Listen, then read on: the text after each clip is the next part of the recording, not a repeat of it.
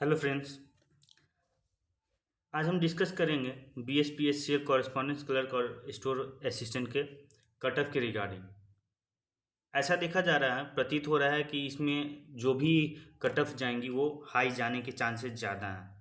तो आज हम लोग देखेंगे, पता करेंगे, एनालिसिस करेंगे और पता करेंगे कि ऐसा क्या रीजंस है कि इसकी जो कट ऑफ है वो हाई जा सकती है। और इसका एनालिसिस हम लोग रैंक मित्रा के जो 21,674 स्टूडेंट्स पर जो कैंडिडेट्स पर जो सर्वे हुए हैं सॉरी, उसके बारे में भी देखेंगे और इसका क्या इम्पैक्ट हो सकता है। क्या इसी तरीके से सारे कट ऑफ बनेंगे इसी वेज में जैसे रैंक मित्रा द्वारा दिखाए गए हैं।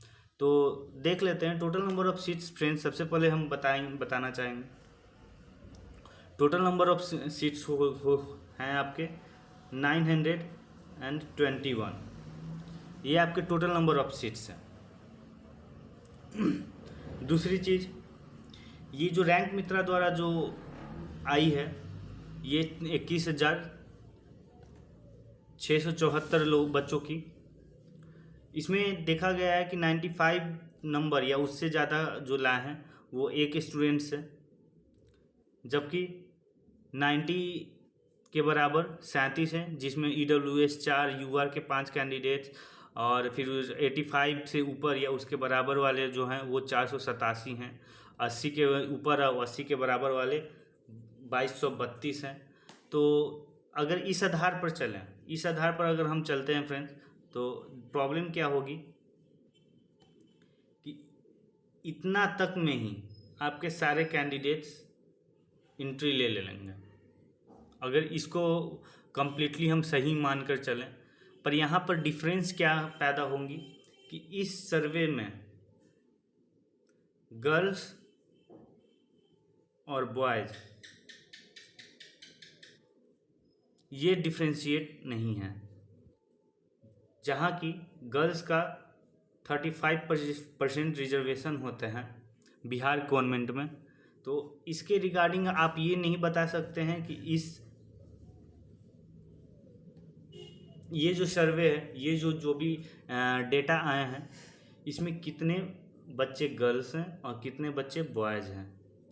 और चांसेस यही हैं कि जो टॉपर्स की जो इसमें लिस्ट आई हैं,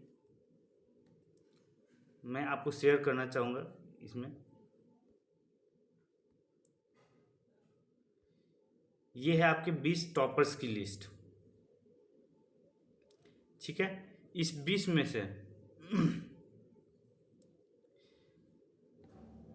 दो कैंडिडेट्स मुझे, अगर मैं गलत नहीं हूँ तो मुझे दो कैंडिडेट्स सिर्फ लड़की दिख रही हैं, बाद बाकी मुझे नहीं पता।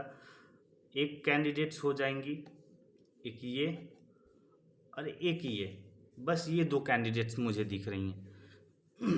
हो सकते हैं ये कैंडिडेट आपके बॉयज़ भी हों, बट ये जो आपके जो कैंडिडेट हैं ये एक सिर्फ और सिर्फ ये गर्ल्स हैं। पर ये चांसेस है 12वां नंबर की ये भी आपकी गर्ल्स ही हैं। तो 20 में से 18 जो कैंडिडेट्स हैं वो आपके बॉयज़ हैं और दो कैंडिडेट्स, अगर मैक्सिमम तो मैक्सिमम देखा जाए तो दो कैंडिडेट्स आपकी गर्ल्स हैं। तो रेशियो इतनी ज़्यादा नहीं है। हर 20 में से दो, मतलब 10 में एक बच्चा आपका गर्ल्स होगी। तो इस बेसिस पर आप ये तो कंफर्म हो सकते हैं कि हाँ, ये जो कट ऑफ होगा ये हाई मैक्सिमम तौर पर जाएगा बॉयज़ के लिए। ये तो 100% सभी लोग श्योर हैं कि बॉयज़ के लिए तो कट ऑफ बहुत अच्छे खासे हाई जाने वाले। पर गर्ल्स के लिए ये, अगर आप सोच रहे हैं ये 80 प्लस जाएंगे गर्ल्स के लिए, तो ये बिल्कुल भी मेरी तरफ से मेरा मानना नहीं है। गर्ल्स के कटअप का 80 नहीं जाएंगे। ये यूआर में गर्ल्स का कटअप 75 के आसपास ही रहेंगे। पहला चीज़। दूसरा चीज़, अब कुछ एनालिसिस हम लोग देख लेते हैं कि क्या रीजंस हैं कि जो BSPSCL के जो कटअप हैं वो हाई जाने वाले हैं। पहला पहला रीजन आपका हो जाएगा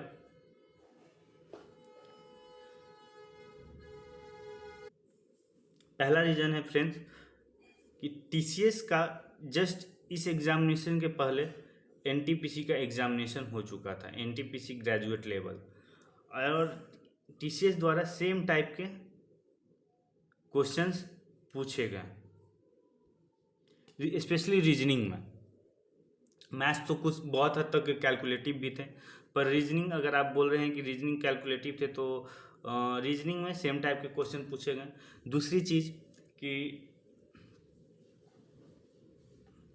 जी ये सेम टाइप के क्वेश्चंस की वजह से ये इतने भी हार्ड क्वेश्चंस नहीं थे, जिसकी वजह से बच्चे जो थे उनको एक एक्सपीरियंस मिल चुका था कि हाँ इस टाइप के क्वेश्चंस आएंगे टीसीएस द्वारा। दूसरी रीजंस हो जाएगी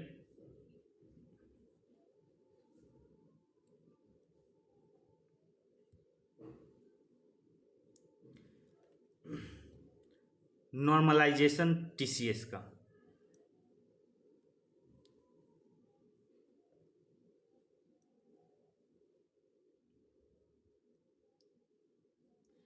जैसे मैं बताना चाहूँगा टीसीएस का नॉर्मलाइजेशन आखिर किस तौर पर होता है।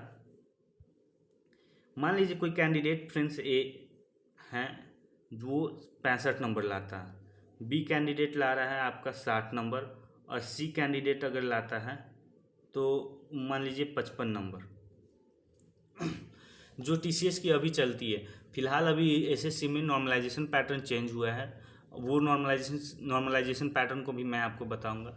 तो अगर टीसीएस में अगर कोई ये नंबर को ला रहा है, ये 65 नंबर, तो इन दोनों का जो कट ऑफ होगा, ये नॉर्मलाइजेशन होगा, इसके अकॉर्डिंग होगा, ये 65 नंबर्स के अकॉर्डिंग, ना कि ये 55 60 के अकॉर्डिंग जाएगा या ए बी के अकॉर्डिंग जाएगा।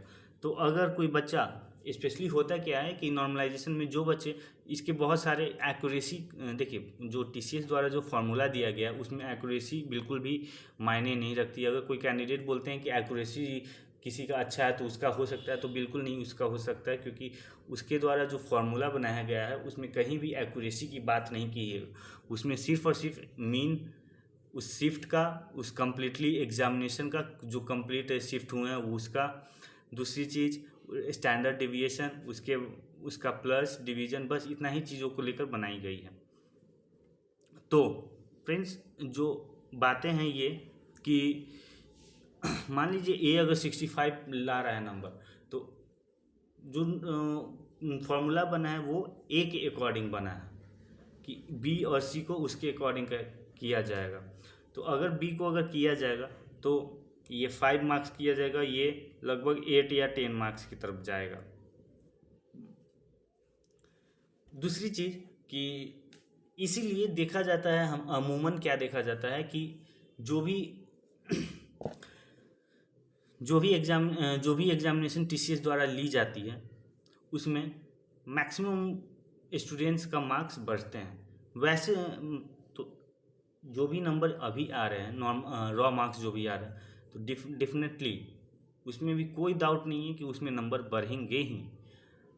घटते मार्क्स वहाँ पर हैं, जैसे मान लीजिए कोई मीन नंबर है,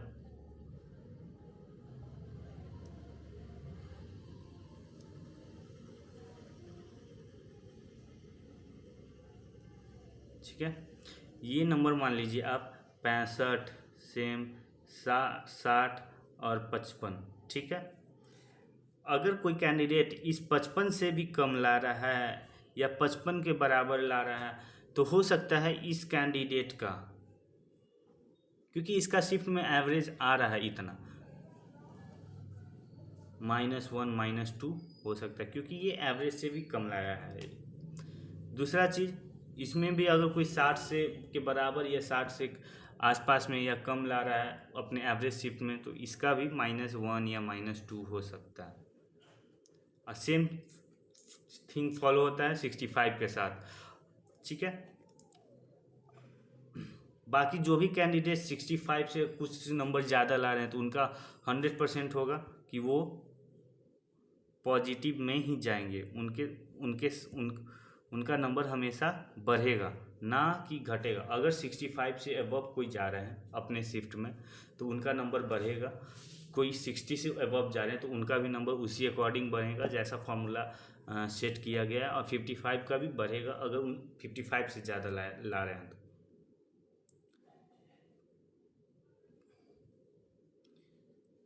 तीसरा रीज़न आपका हो जाता है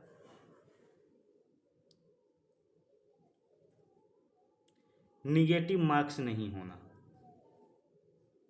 इस एग्जामिनेशन में निगेटिव मार्क्स नहीं दी गई है, जिसके कारण से क्वेश्चन जो अटेम्प्ट किए गए हैं वो 100% किए गए हैं, और 100% करने की वजह से अगर इसमें निगेटिव होती तो बच्चे ना तो 100% करते और ना ही बच्चे 100% तो 100% ये तो श्योर है कि 100% नहीं वो लोग करने वाले थे। दूसरी चीज़, जो गलती होगी उसमें भी निगेटिव जाते हैं, तो उस कंडीशन में कट ऑफ अप्रॉक्सली मैं बता दूं तो यूआर का कट ऑफ यूआर का उस कंडीशन में अगर निगेटिव मार्किंग 1/4 भी होते तो